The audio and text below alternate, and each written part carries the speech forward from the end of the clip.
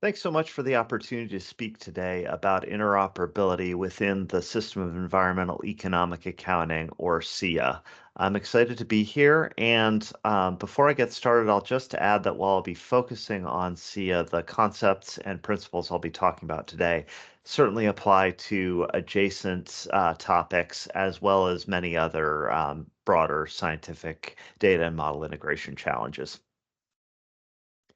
So you've heard about interoperability all week. The definition I'll be using for today's talk is the ability of independently produced scientific content to work together with minimal effort. And the asterisk is here to remind us that when we talk about high-level interoperability, it's implied that we mean computational pipelines. So models and workflows need to support interoperability as well as data and data itself. I'll be using some definitions here from Heiler 1995 in talking about semantic and syntactic interoperability. In this case, syntactic interoperability implies compatible data formats and communication protocols, while semantic interoperability on the right means a data transfer where a receiving system can understand the meaning of exchanged data and reuse it appropriately.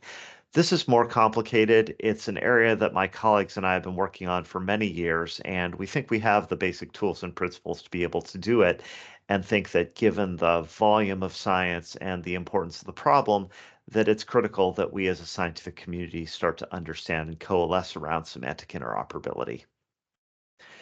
Why does this matter?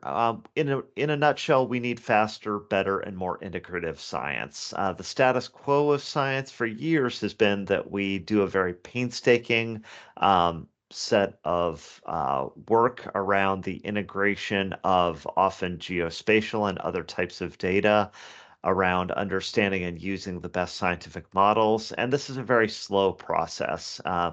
At the end of the day, hopefully these data go into a data repository, but not always.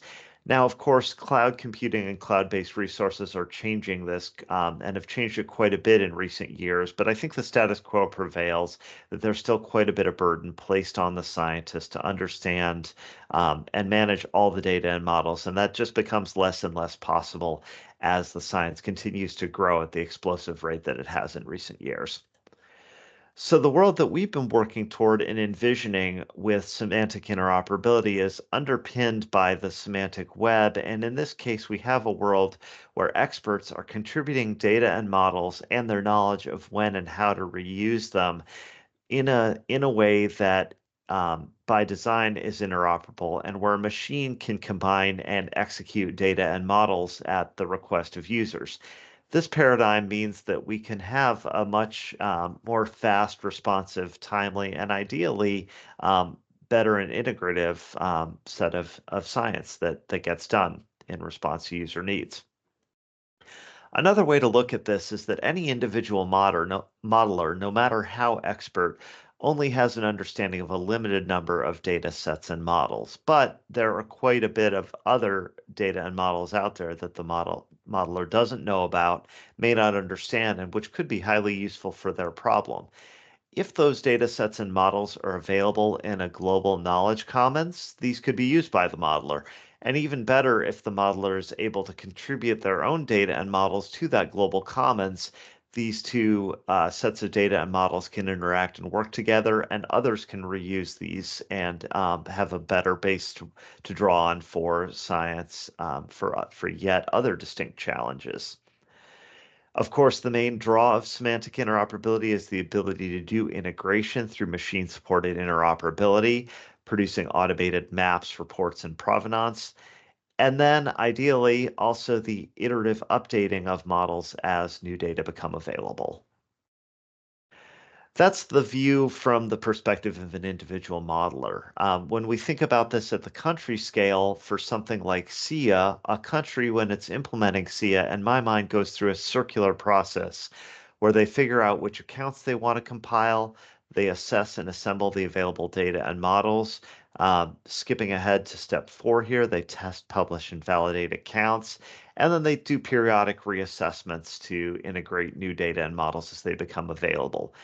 If we have a global data and model commons, and countries are able to draw from that, they have a wider basis of science that they can use in compiling their accounts. And similarly, they can contribute to that global knowledge commons and improve it over time. Of course, there's more than just one country operating out in the world. So if we have that global interoperable knowledge commons, countries may make relatively even use of it and contributions to it. Some countries may draw from it more extensively. Other countries may contribute to it more extensively. But this elevates the ability of all countries to participate in ambitious global monitoring, and we believe is an important prerequisite to effective global implementation. Why does this matter? We want to do this more quickly. We want countries to be able to independently produce, use, and institutionalize ecosystem services and other knowledge. And their ability to do so is growing, but I would argue it's growing too slowly. We may be able to do it more quickly if, as the status quo improves and as better knowledge and tools become available. But I think with a coordinated global focus on interoperability, we can do this more quickly, and that's to everybody's interest in today's environment with the very large sustainability challenges we face as a global community. So what's needed to get to interoperability? First of all, is a consensus and understanding of the needs. So conferences like this one are very important. You going out and getting your colleagues excited about this is important. We need platform agnostic, machine actionable data and models. I'll talk a little bit more about this in the coming slides. We need semantics that can describe data and models and that AI can navigate to assemble data and models. And we need to pay attention to and reduce hidden costs. Again, some of these building blocks, the semantics are a language to describe scientific observations.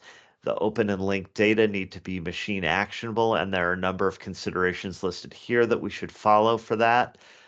Similarly, with models, we need to have those be machine actionable, not just in public code repositories, but also have machines able to act on them and to have semantic annotations of their own. And we need to be able to define guardrails on when it's most appropriate to reuse a particular data set or model.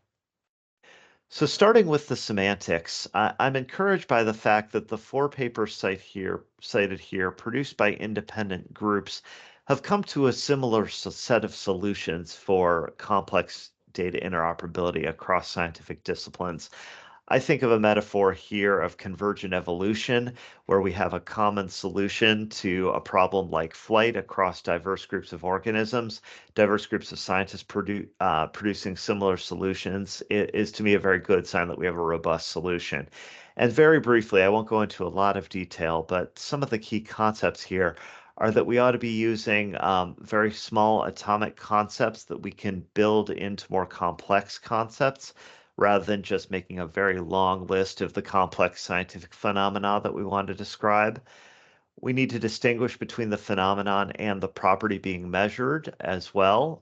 So we're not just interested in the atmosphere, we're interested in the temperature or the pressure of the atmosphere.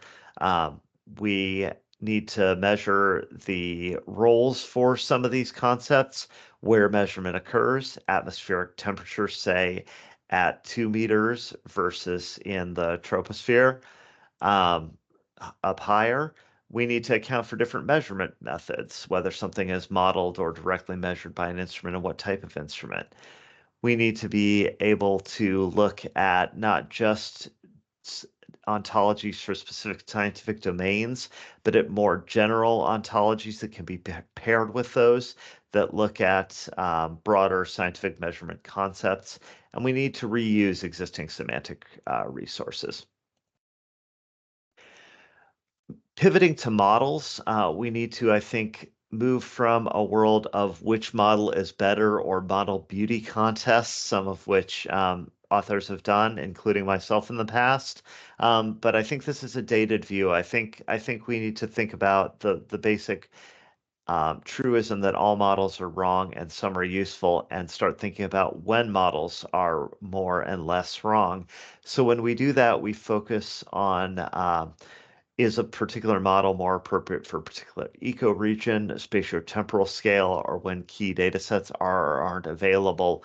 And if we can, this is the guardrails I was speaking of previously. If we can focus on when models are best and most appropriate, and we can describe those guardrails, then AI can navigate that complexity, integrate the best available models, and we're not stuck with a single model that a modeler is most comfortable with and familiar with, but the best available models for complex and diverse scientific problems. Interoperability solutions have an important human dimension, and there's a technical dimension which I've been talking about today. The article and the interoperability strategy there on the left mostly deal with the technical problem. There's also these human dimensions of trust, user friendliness, equity, and community endorsement. And I really encourage you all to look at this blog post from 3 years ago, which I think is still quite relevant about these human dimensions of interoperability, which matter greatly. Looking at the technical side, this interoperability strategy, which our team wrote and published, focuses on SEEA, but the idea and the vision here, which we'd like others to get behind, ideally, if you agree with it, is that these accounts and indicators need to be rapidly recompilable. We need to be able to quickly produce them to extend new time trends as new data become available. We need to be able to do both very robust international comparisons, but also to enable countries to do high-level customization of their models. And at its core, to get this data into the hands of decision makers, the public, and the media as quickly as possible to be responsive to these modern sustainability challenges. So if this is a vision that you're interested in, I hope you'll read this, agree with us, and join us on this journey. What needs to change in order to do this? There are multiple entities that play a role in all of this, from funders to scientists, managers of data and code repositories, and practitioners. The field that you may be unfamiliar with is knowledge engineering here, which is called out, which is the people who work on the semantics and the tools to make these semantics easier to apply. And scientists and managers of data and code repositories should be familiar with knowledge engineering and working with them to enable the semantics that will enable semantic interoperability. Finally, this is my last slide here. I hope after today's talk and after this wonderful week of sessions, you'll be interested to continue learning more about interoperability and sharing it with your colleagues. To practice the best open science practices you can. This doesn't mean immediately jumping to the most complex open science practices, but starting small, using data and code repositories, making sure that you are using the best available metadata keywords or semantics. And then as time goes on, progressing to more advanced shared semantics and best practices for reusable and machine actionable data and models.